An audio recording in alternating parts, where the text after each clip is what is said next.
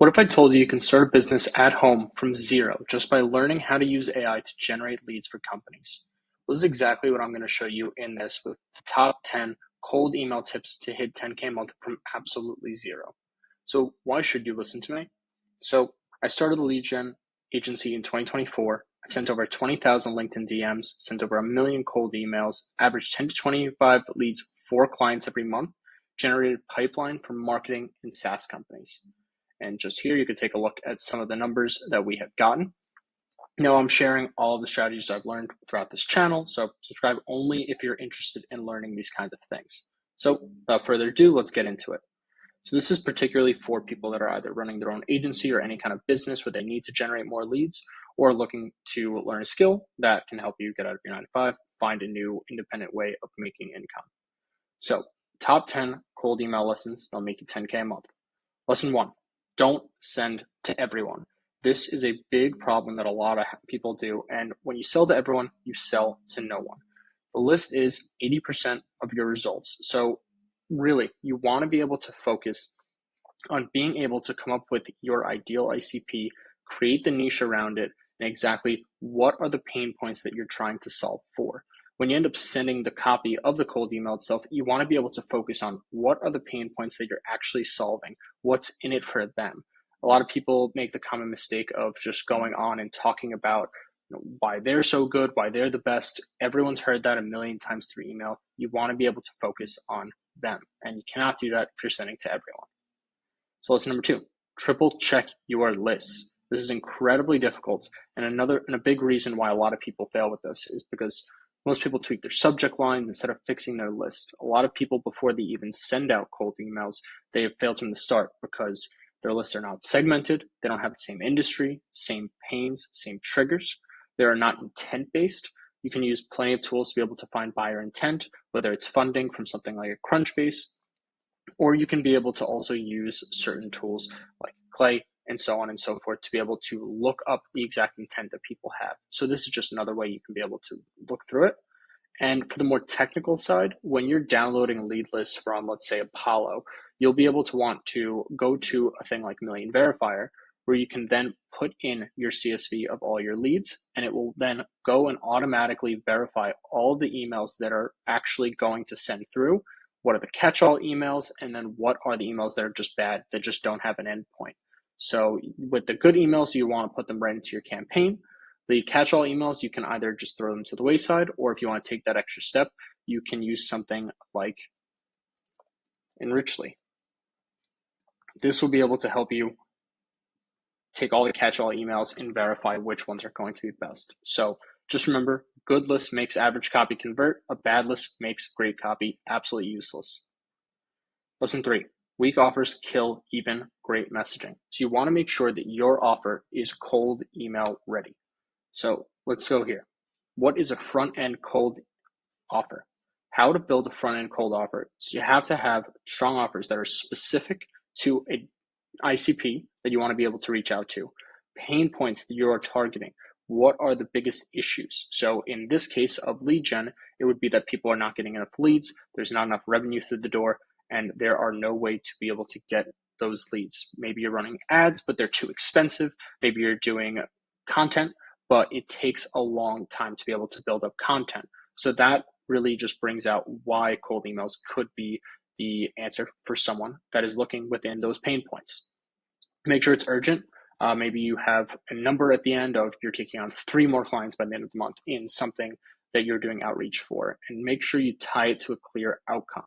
So don't say, I can get you a lot of leads, I can do this, I can do that. Say, I can generate 4 to 5 SaaS, B2B SaaS leads a month through this cold email campaign. Would you like to try it? Is that something that would interest you? Would this be worth 15 minutes of your time?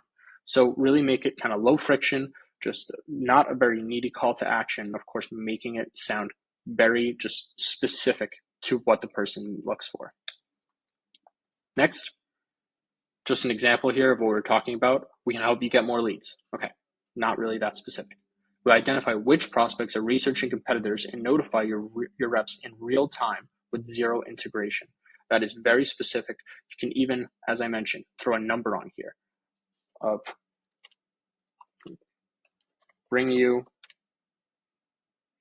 5 B2B SaaS prospects or booked calls every week. Something like that is tangible results for them to understand exactly what they're getting from your offer. Lesson 4, compliments are not personalization. Don't go for something like, oh, I've loved your recent podcast episode. I've loved your recent post on this. Make sure that could be a compliment, but make sure that it's relevant to what you're selling. So like does not equal respect. Use relevance-based personalization. Maybe a metric that matters for them, something that you've seen on what they're earning and how they're doing in their business, a workflow that you might have noticed, any kind of company event, whether that's a hiring event, any kind of tech changes that you've seen. Maybe you go on LinkedIn and you see that they're hiring for in this example, for growth marketing. Then you're able to then understand that that is a need that they have that you're able to then play onto, a pain point that you can be able to be relevant to. Relevance beats flattery every time. Lesson 5, 2 U's for every I. This is just a rule of copy where every time you talk about yourself, you want to mention them twice. Although you feel it's important to prove who you are, the fact is no one really even cares who you are. They care about what results you're going to be getting them. So go into more detail about what it is they need, maybe a pain point that you've seen from them, what you can do for them. Don't make it about yourself, what you've done. The best way you can make it a little bit about yourself is mention testimonials that are relevant to their company. So make sure that your messaging is centered around them. Number 6, most emails fail because they don't create curiosity. You're not able to create curiosity because you are just going straight into what you do. You're not talking about a pain point and going into that. So you want to be able to go pain, what's the gap between that pain, the curiosity, maybe something, a solution. This would probably be best as a solution that you have, and then offer for a call. So you're likely already tracking fraud disputes manually, but I'm guessing you don't get alerted because the backlog hits your IVR. That's what we solve. You're going to a specific pain point that they have, talking about an assumption that you have of how they're operating their current procedure, and then what you can do for them to make that easier. Lesson 7, don't be too clever. Don't try to come up with this 5-page story on an email. Just think about any time you've received an email from someone you don't know. You want it to be simple and to the point and go into exactly what they want to get from you. No big paragraphs, no buzzwords, no synergy, optimize, streamline. You don't want to hit them with those classic phrases. Top performers write emails that a 6th grader understands. So keep it to 3 to 5 sentences, 30 to 50 seconds to read, and less is more. So lesson number 8, deals are made in the follow-ups. A lot of people send out the initial email and are not able to then capitalize on it because they do not follow up on top of it. So what you can be doing here is using SmartLead sequences. Should include at least 1 follow-up, probably 2. SmartLead is the sending tool that I send all of my emails out through. I put in all of my inboxes into SmartLead and then set up the campaigns through there, putting in the lead list. It's really a good one-stop shop for being able to send emails at scale and also personalized. So again, keep it conversational for the follow-up. For the call to action, the first email, you want to just follow that up. So the reason I ask is because, and then maybe bring up here, you're going to want to bring up a relevant pain point or a testimonial of someone similar. The reason I ask is because we've helped this person achieve this result. Another form of follow-up, call your interested leads. Most times when people reply, you'll be able to see their number in the signature. It's a very important part to call them, follow up. Best case, you call them, say, hey, I just want to talk about this thing. They're interested, you get them on a booked call, and you say, hey, is this not a good time? Maybe it's not a good time. Then you can schedule in a time that works best for them. So either way, you're still trying to book an appointment, whether it's a good time for them when you call them or not. Number 9, volume matters, but it's not everything. Volume only works once you have the right ICP, a validated offer, a list with buying triggers, messaging that hits pain points. If you could send 1,000 emails with a bad offer, you just burned your domain. Always remember the system. 1 domain is 2 inboxes, and then every inbox is 20 emails per day. That really ensures your deliverability is high, especially if you're using something like SmartLead, which is the good sending tool that I recommend. For example, if you want to send 600 emails a day, You use 30 inboxes because you use 15 domains because that's going to create 30 inboxes, and then 20 emails per inbox is going to be 600 emails per day. So you can work backwards from there. And lesson 10, consistency beats talent. So the only agencies hitting 10K a month or more are the ones that are testing 3 to 5 offers per month, maybe even 3 to 5 scripts. You can keep it to one offer. So I'm going to keep this here at 3 to 5 scripts per month.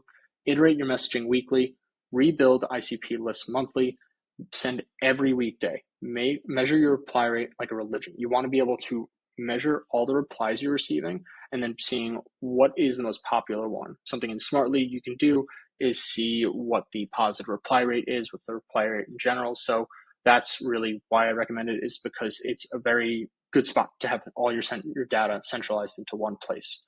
So cold email is not about being genius copy. It's really just about consistent systems. You want to keep everything together. And as bonus, really how you can get 10 steps ahead, I created a lead gen checklist that you could be able to just go in, make sure that you're following the exact step-by-step guideline to be able to building this out.